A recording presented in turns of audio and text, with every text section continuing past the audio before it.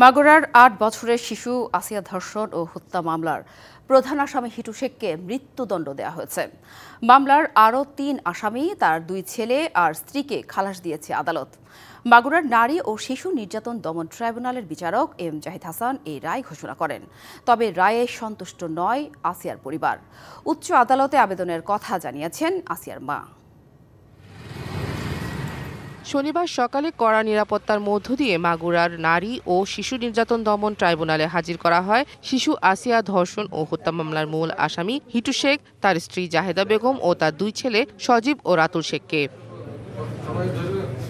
সকাল ৯:৩০টায় মাগুরার নারী ও শিশু নির্যাতন দমন ট্রাইব্যুনালের বিচারক এম জাহিদ হাসান রায় ঘোষণা করেন। প্রধান আসামি হিটু শেখকে মৃত্যুদণ্ডের আদেশ এবং বাকি ৩ আসামিকে খালাস দেয় আদালত। ঘটনার ২ মাস ১১ দিনের মাথায় এই মামলার রায় হলো।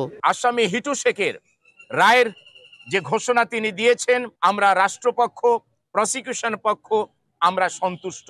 যে আসামিদেরকে তাদেরকে যে অ্যাকুইট বা খালাস করা হয়েছে, আমরা প্রয়োজনে উচ্চ আদালতে অ্যাপিল করব।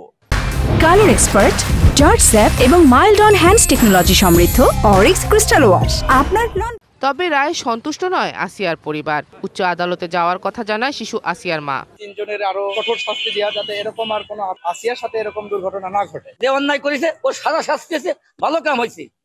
ওর কুষ্টি ধরে দিলি হলে ভালো হইতে হাসি। আমি খুশি হইনি, কারণ আমার একটা বুদ্ধি 2টি মেয়ে নষ্ট করছে।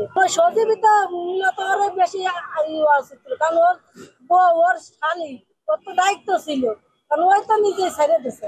আমি হাইকোর্টের কাছে আবেদন করতেছি যাতে ওর শাস্তি হয়। গেল ৬ই মার্চ মাগুরা শ্রীপুরে শিশু আসিয়া তার বোনের বাড়িতে বেড়াতে গেলে ধর্ষণের শিকার হয়। ৭ দিন পর ১৩ই মার্চ ঢাকা সম্মিলিত সামরিক হাসপাতালে মারা যায় শিশুটি। এরপর ১৩ই এপ্রিল মাগুরার আদালতে অভিযোগপত্র জমা দেয় তদন্তকারী কর্মকর্তা। ২৩শে এপ্রিল অভিযোগ গঠন করে মামলার বিচার কাজ শুরু হয়। সবশেষ ১৩ই মে যুক্তিতর্ক শেষে এই মামলার রায়ের জন্য ১৭ই মে দিন ঠিক করা হয়। DBC news desk.